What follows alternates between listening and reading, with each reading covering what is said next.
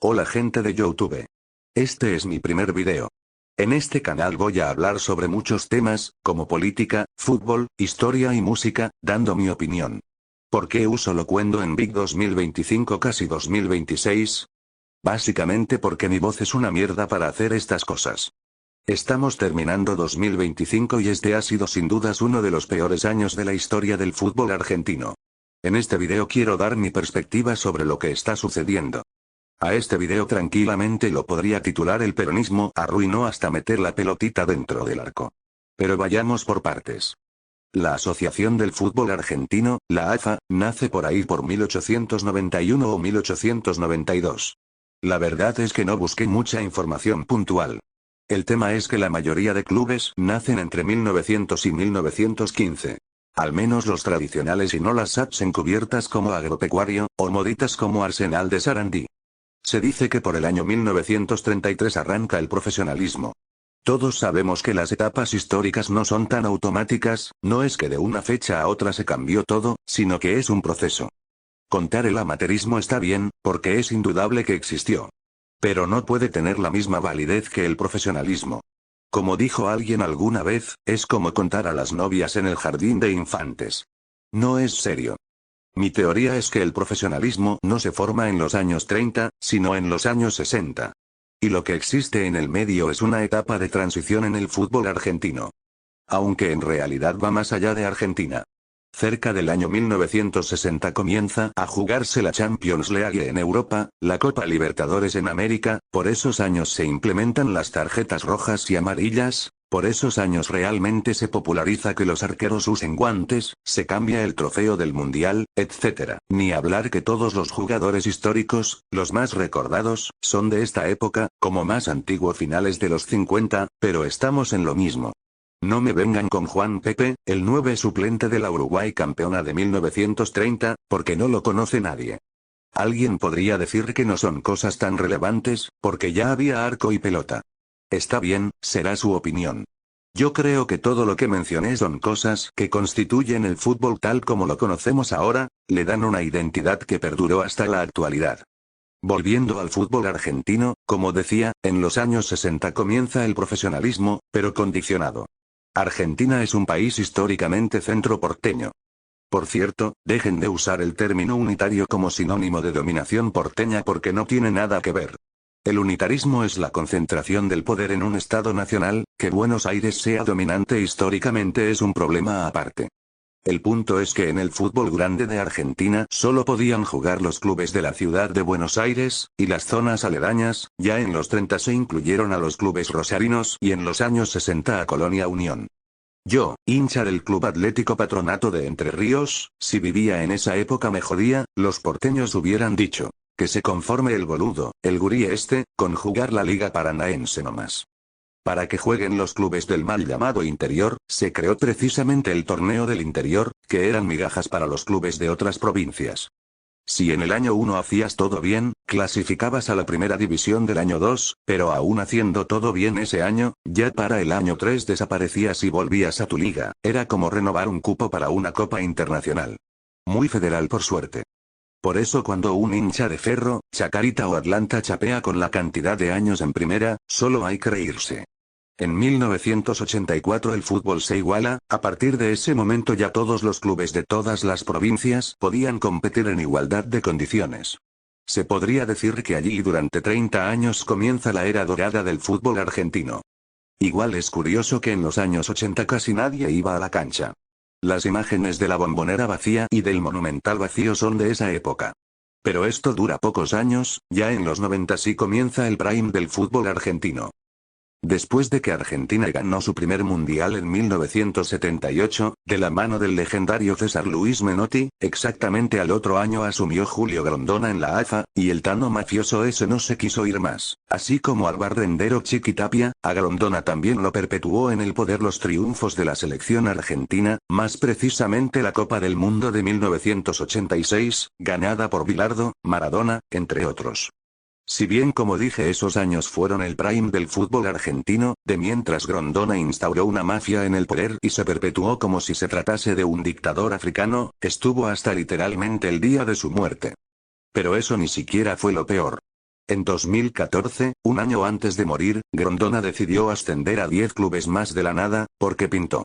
Así, para 2015 pasamos de los históricos 20 clubes en primera a tener 30.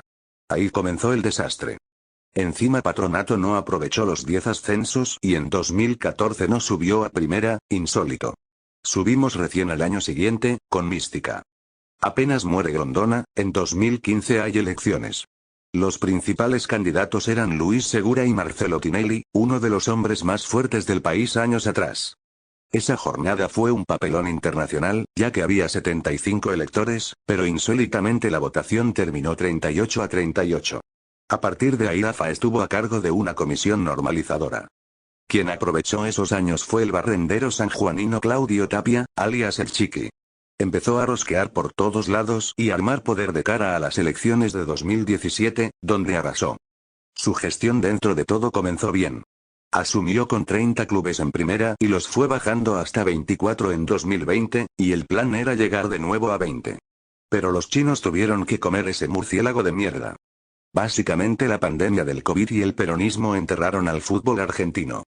Con la pandemia comenzó algo que ya es tradición: anular deliberadamente los descensos. En 2021 la pandemia ya estaba desapareciendo, pero Tapia igual volvió a sacar los descensos. Pasamos de 24 a 28 clubes en primera en un año y pico.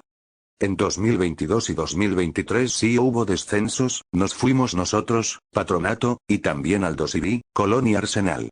Uno diría listo, volvieron los descensos. Pero no, en 2024 nuevamente fueron anulados, y cuando uno ve quién terminó último ese año, se da cuenta por qué lo hicieron. Ese club de mierda llamado Barracas Central es una SAC, o sea una sociedad anónima kirchnerista. Un club en medio de una villa que tenía un potrero hecho bosta, con 200 socios como mucho. Mágicamente pasó a primera e hizo un estadio de cero. De más está decir que robó en todos los ascensos. A nosotros, a Patronato, nos robaron en julio de 2022 en un partido que quedó en los libros negros de la historia del fútbol argentino. Hubo una piñas por todos lados y nuestros jugadores literalmente terminaron presos en una comisaría. La morsa de Chiqui Tapia nunca pidió perdón. Esto fue antes del Mundial. Pero es cierto, los éxitos de la selección argentina presentaron un margen para que la AFA haga lo que quiera, para que Tapia instaure su propia mafia, como hizo Grondona antes.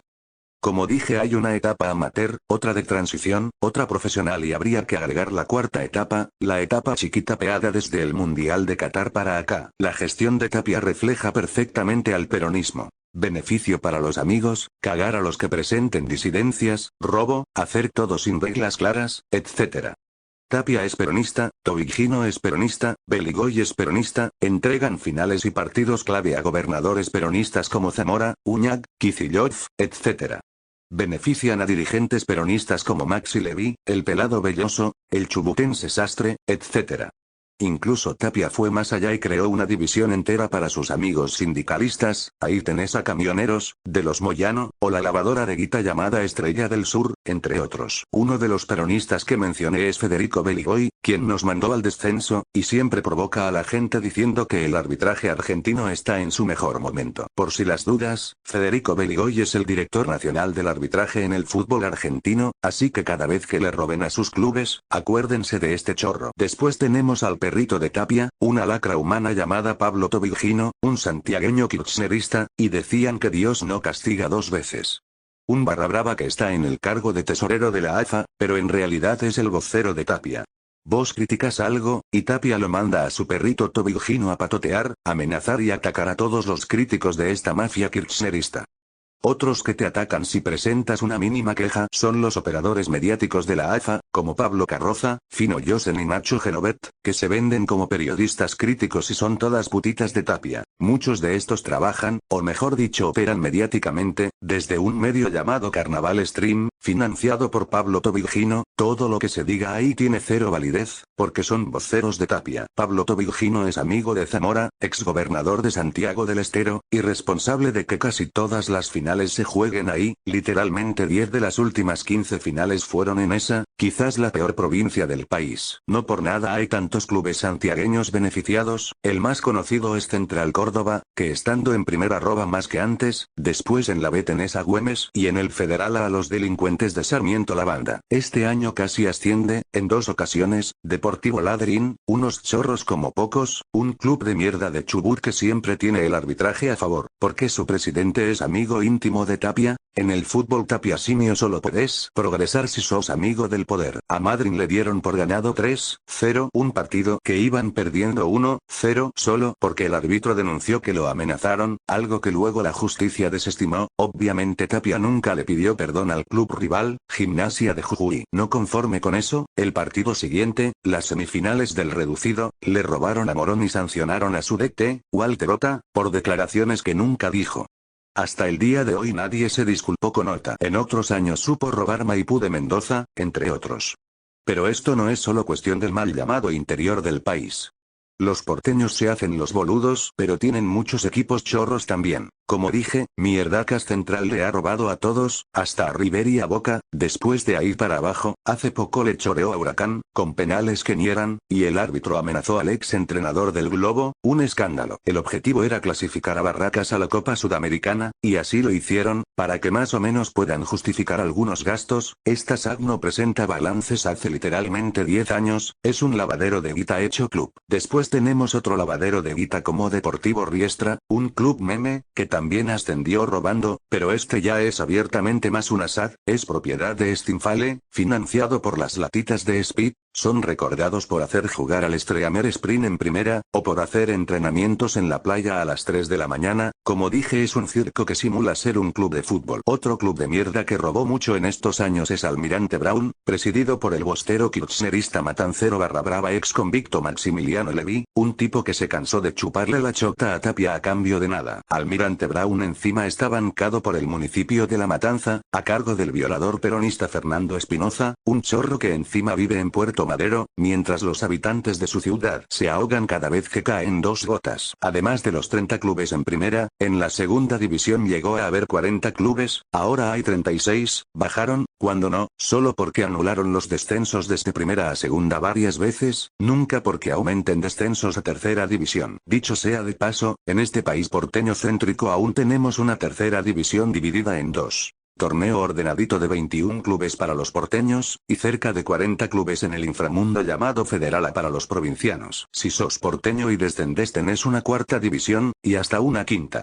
Si sos del mal llamado interior y descendés, vas a un infierno aún más grande llamado Torneo Federal Regional Amateur con casi 400 clubes, insólito. Lo peor es que los dos mandamás de la AFA, Tapia y Tobigino, son nacidos en San Juan y Santiago del Estero respectivamente, pero siguen gestionando el fútbol para favorecer a los porteños. En cuanto a la selección argentina, desde que ganamos el Mundial en 2022, que no se juega más en las provincias. Incluso los partidos más insignificantes se juegan en el Monumental, ahí sí que les importa la recaudación y no el federalismo. Hay una mentira que algunos boludos creen que, entre comillas, ganamos el Mundial gracias a Chiqui Tapia. Dicen esto porque supuestamente fue él quien confió en Scaloni, lo cual es falso. Quien confió en Scaloni fue Menotti, lo dijo el propio Tapia.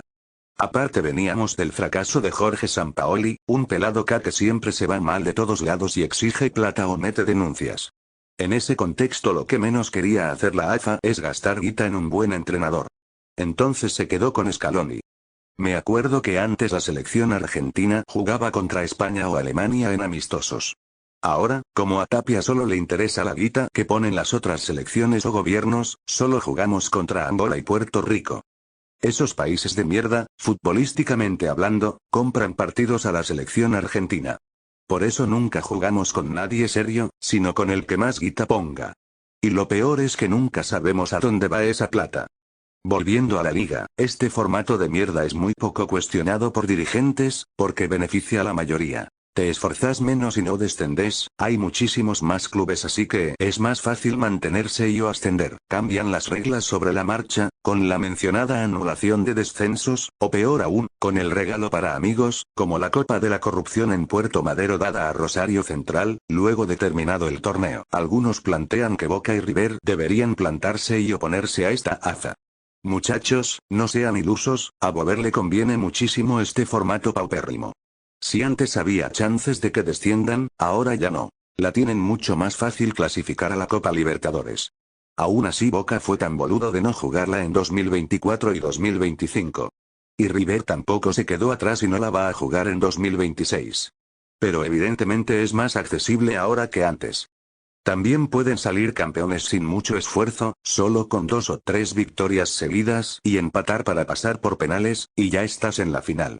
Ni siquiera tenés que ser regular para pelear el torneo. Hay literalmente 4 copas a partido único, entonces las dirigencias de los clubes pueden chapear más títulos, cuando literalmente la mitad son casi insignificantes. Esto le conviene mucho a Bover, al menos a las dirigencias. Así, cuando critiquen a Riquelme o a Brito, ellos te van a decir pero en mi gestión salimos campeones, a pesar de que sea la recopa de la Super Poronga a partido único contra Mandillú en Santiago del Estero. Por último, a Bover le sirve el formato porque, al haber más equipos de los que debería, cualquier jugador que se destaque va a engrosar sus estadísticas, haciendo más goles que los que podría hacer en un torneo normal. De este modo es más fácil venderlos a Europa, no por nada desde la pandemia para acá las ventas del fútbol argentino al europeo fueron muchísimas más altas, tuvo peso el mundial, es verdad, pero también el formato de mierda. Bueno, para ir cerrando, honestamente no veo una salida democrática a esto, porque en la AFA no hay democracia, sino amenazas, patoterismo y barrabravismo, beneficio para los amigos y hundir a los que cuestionen lo más mínimo. Te dicen que todos levantan la mano y nadie se queja, pero cuando uno se queja, como Talleres de Córdoba o Godoy Cruz, son perjudicados, sobre todo este último, que se fue al descenso. Andrés Fassi, presidente de Talleres, tuvo que pedir perdón de rodillas a Chiqui Tapia cuando vio que su equipo iba mal. Es todo una gran secada de nuca al líder, compiten para ver quién es más chupamedias para no sufrir represalias. El único con huevos, que criticó, recientemente salió campeón y siguió criticando, fue el gran Juan Sebastián Verón, un tipo que nunca bajó los brazos, lo sancionaron a él por 6 meses y también a sus jugadores, fue igual salió campeón. No conforme con ser de los mejores dirigentes del fútbol de este país, Verón es el único que hace años se muestra abiertamente como la oposición a Tapia, hasta ahora lamentablemente Estudiantes es el único que está en la otra vereda. Un grupo de pelotudos critican a Verón porque, entre comillas, es funcional a Milei, la derecha y las SATs. En primer lugar, como dije, ya hay varias SATs en el país, así que esa crítica me la paso por los huevos. El presidente Milei efectivamente ha dado muestras de apoyo a Verón y a Estudiantes, muy probablemente sin que estos lo pidan. ¿Y? Tapia y Tobigino están bancados por Massa, la política obviamente siempre va a estar metida. No es una opinión, la justicia hace varias semanas está investigando decenas de propiedades, casas, autos de lujo, etc., pertenecientes a Tapia y Tobigino. Recordemos que a esto ya lo alertó Carlos Tevez hace más de 1 año y medio. Precisamente Tevez es un nombre fuerte, cercano a Milei, igual que otros ídolos de Boca, como Guillermo Barros Schelotto o Martín Palermo.